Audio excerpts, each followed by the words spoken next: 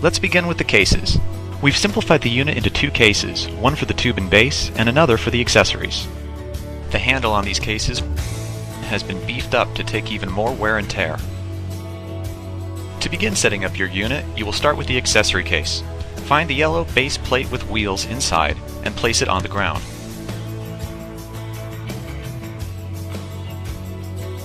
Now you are going to want to retrieve your tube and base case. From inside this case, grab the attached tube and base and place them into the plate on the ground. You will see in the next portion of this video that on the base plate there is a ratchet that must be unlocked to receive the base and tubes. Now that the base has been inserted into the base plate, you will need to lock it into place. Find the ratchet at the bottom and turn it until it becomes tight. You can pop it out to the side to readjust its position, lock it back into place, and turn to secure the ratchet. Now we will begin the leg setup. On arrival, you will find that your HiPod legs are locked into the closed position with the leg locking pin. You will need to remove this pin and move it and the leg to the exterior hole, locking the pin through the leg itself and the bracket. You will not lock the pin either behind the leg or in front of the leg, as this does nothing to secure it before elevation. You will see that these are examples of how not to lock the leg. Again, make sure to lock the leg with the leg pin on the exterior hole so that the pin is going through the leg and the bracket itself. This locks the leg into position.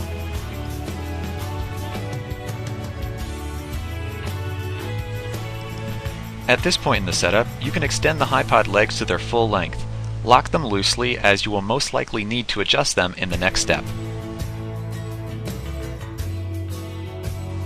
Check the bubble on the top of the HiPod base to ensure that your legs are set evenly.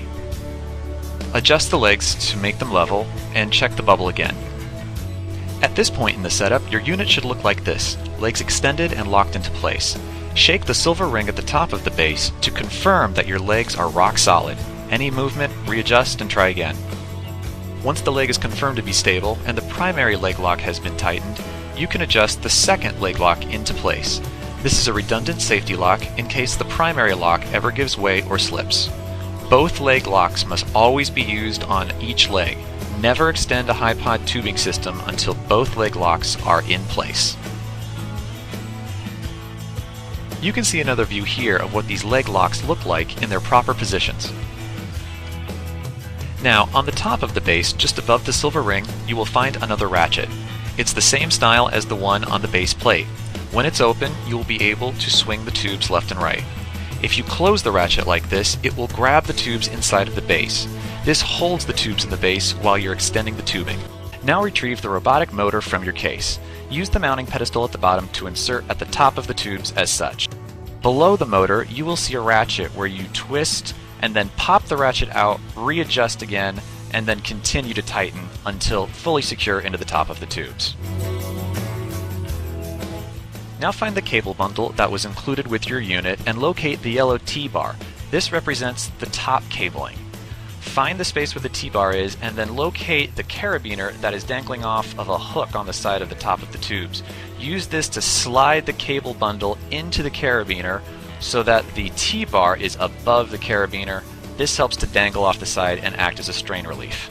There's additional Velcro for you to reinforce even further. You will find 4 AA batteries with a charger in your unit. Use these to insert into the robot motor to provide power. With a full charge, they'll go for up to 9 hours. Find your LCD bracket and attach it to the tubes like this. Screw the silver screw into the black collar until it attaches firmly. Notice the ratchet on the LCD bracket. If you unlock this ratchet, you will be able to adjust the angle at which the LCD sits on the bracket itself. Now it's time to attach the LCD to the unit. On the back of the LCD, you will see a groove which will fit into the tip on the LCD mounting bracket. Just slide this into place, and then on the back of the LCD, from the tip, you'll see a round twist screw which will secure the position of the monitor so that it won't move while in use. You can see a closer view of that motion here. A very important consideration: when changing the angle of the LCD, unlock the ratchet on the bracket at this pivot point. adjust the LCD to preference and lock again. Don't simply try to push the LCD, as you'll harm the track on the back. Note there's a piece of Velcro on the back, and there is another one on the battery itself. You will be using two ports on the back, HDMI 1 and the DC port, both marked with red arrows here. This is the battery for the LCD. The exact model may change over time, but setup will remain the same. Take the battery and use the Velcro to attach it to the back of the LCD and connect the USB port to the DC port with this adapter. This sends power from the power pack into the LCD itself. Once you have the battery connected, click the round button and it will start to glow blue. On the front of the LCD, the red button will light up, indicating power is connected. Turn on the unit by clicking the power button and then toggle through the input settings until you find your video input source. To charge the battery for the LCD, there is a short micro USB to standard USB cable that you will plug into the wall adapter. Plug it into the wall and you'll see the battery glow blue. To connect the video signal, find the standard end of the HDMI cable and plug it into HDMI 1. We've created a new strain relief to safely hold the two remotes in place. We'll talk about the remotes later, but when not in use, take the hook on the strain relief and hang it from the ratchet on the LCD bracket. Now let's review the cable bundle and the attachments on that bundle. Shown here you can see the strain relief plate with quick release plate on top. This holds the cables safely in place on the tower so that they won't bend or pull at the delicate ports on the camera.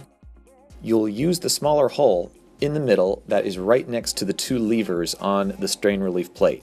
That's what you're going to use to attach it to the motor itself. You're going to also need to mount this apparatus with the HDMI cables coming out on the left side of the camera and the LANC cable with the yellow little tag here on the right side of the camera. That will bring the cables out on the correct sides so they will plug into the camera ports. You will mount the strain relief to the threaded silver screw on top of the robot. The little screw that pushes down is irrelevant. Tighten the strain relief to the robot with the black knob that's directly under the pan tilt head. And note again, the HDMI from the back is on the left side of the apparatus, and the LANC cable with the yellow tag is on the right side. The third cable not plugged in yet with multiple pins is the robot directional control. You'll take this cable as shown and plug it directly into the back of the motor. Once plugged in, you'll be able to control the up, down, left, right motions of that motor. You're going to want to set the back to M for manual, and then no more than 90 degrees, which will keep you from going too far left or right, which could unplug some cables. For football behind an end zone, you really only need about 30 to 40 degrees of motion. Now we're going to attach the camera. Note there's a little mounting spud pre-attached to your camera itself. That will attach directly to the top of the quick release plate. To mount, you're going to need to make sure the levers are pulled back, ready to accept the mounting spud on the camera. Once ready, it'll just snap in and the levers will immediately close shut. To let the camera out, open the levers again and the camera will pop out. You will need to open the LCD window on the camera and leave it open for the camera to stay on. We'll go through all of the menu settings for the camera at the end of this manual. Open the little door on the left side of the camera near the SD card and plug the micro HDMI cable into the camera. Then on the right side of the camera there is a little door near the hand strap and you'll see a port which says multi. Connect the LANC cable with the yellow tag to this port. Now we're going to mount the battery for the camera.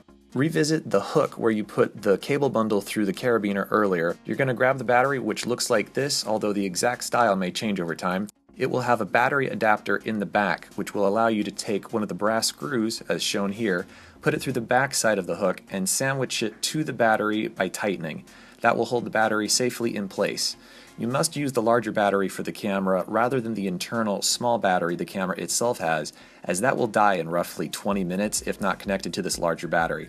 See another motion of the attachment from this angle. To connect the battery to the camera, you'll find this adapter, which is a male USB to female USB adapter cable. Plug the male USB end into the battery itself, and run the female USB adapter to a small little USB cord that's hiding in the camera's hand strap. Once that's connected, you should see the little light indicators on the front of the battery in blue turn on. Otherwise, if it doesn't automatically show up, you will need to click the physical button on the large battery to activate it. Once this is connected, you're going to have a lot of extra cable slack, and it's advisable to bind it up somewhat inside the hand strap Velcro on the camera.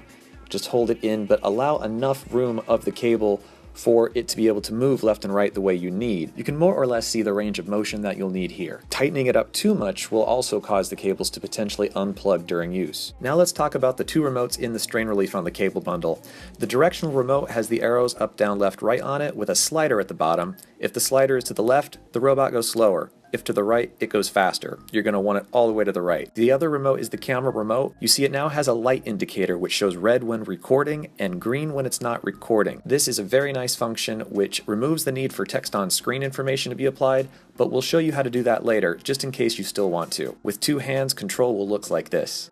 As a quick troubleshooting note, if you ever find that the zoom and record functions for the camera remote have stalled, unplug and replug the remote to the cable. The remote is plugged in and secured with Velcro on the strain relief plate, but you can detach the remote from the Velcro and unplug the remote itself. That will allow it to reset. Also, you might want to unplug it at the top from the camera so the whole thing resets and shut the camera down, but then replug the remote into this cable and it should boot right back up and fix any problems you're having. Now that the tower is set up, I'm going to go over some important things you should know about your camera. Now, if you want the camera's text and record data to show on the LCD while you're recording, follow these steps. From the default screen, hit the menu button and then select Camera Mic in the top middle. It'll bounce you into a scroll window and then look for Scene Selection. Your display will change to look like this. Then on the far right, you'll see an arrow on the bottom. Go ahead and click on that and leave your screen here. You'll see Standby, which turns into Record, and Battery Life. Each time you turn the camera on, you'll need to set this up. Now, to program your camera so it won't auto turn off after a few minutes, you'll do this. Go to Setup, and then scroll down until you see something that either says Power Save or Eco Mode, and then go ahead and click into that, and then turn Power Save or Eco Mode off. It varies based on which model you have. Also, if you see an option which says Demo Mode, you'll want to go into that and turn it off as well. Continuing with camera settings, this is something you're going to need to do at first time setup only. New cameras shipping in 2017 have an automatic dual video record setting activated in the camera. What this does is to record two files of the same clip in two different formats. What that does effectively is to take up twice as much memory in your SD card as it needs to. So to turn this off, this is what you need to do. Go to Menu, and then after that point, click on the top right icon that says Image Quality / Size. Then scroll down to where you find Dual Video Record option and make sure that option is turned off. That will save you this extra file space and allow you to record longer at a time. One final note for those of you who are using the USB Power Pack style camera battery, to confirm the correct battery is powering your camera, once you have text on screen set up as explained earlier in this manual, look at your screen, and if in the top right hand corner you see a battery icon, either dead or partly charged or anything at all that shows a battery, that means you're drawing power from the small internal battery in the camera. You need to click the external power pack battery on the side once connected for it to take over as the main battery for the camera. Otherwise, if you use the internal battery, that camera will die within 30 to 45 minutes. Once you have clicked the external battery and it is turned on, the battery icon on the LCD will disappear. This is what you want, and it confirms the larger battery is active as the power source for the camera. Now, if you're going to mount the rain gear to this unit, these are the steps involved. There's a little mounting pedestal that you will use to facilitate sandwiching the camera into the rain gear as such. When you're done, the rain gear covering looks like this. We've made it a lot larger to cover the motor underneath. Now, when installing the camera to the rain gear, these are the steps. Sandwich the camera to the rain gear plate with this little screw. It's an additional insert you'll find in your case. Sandwich the camera into the rain gear and then screw that pedestal onto the robotic motor directly. Each stage of tubing has a cam lock that secures the tube in place. To elevate your unit, unlock the cam lock, push the tube into the air to your desired height, and lock the cam lock again. This will squeeze the poles together so that they cannot move. You will see a white line on the end of each tube recommending where the placement of the tube should be locked. There are safety pins for the bottom stages of the HiPod tubes. For the 23, there is a single pin for the 4th stage, whereas for the 31, there are 3 for the 4th, 5th, and 6th stages.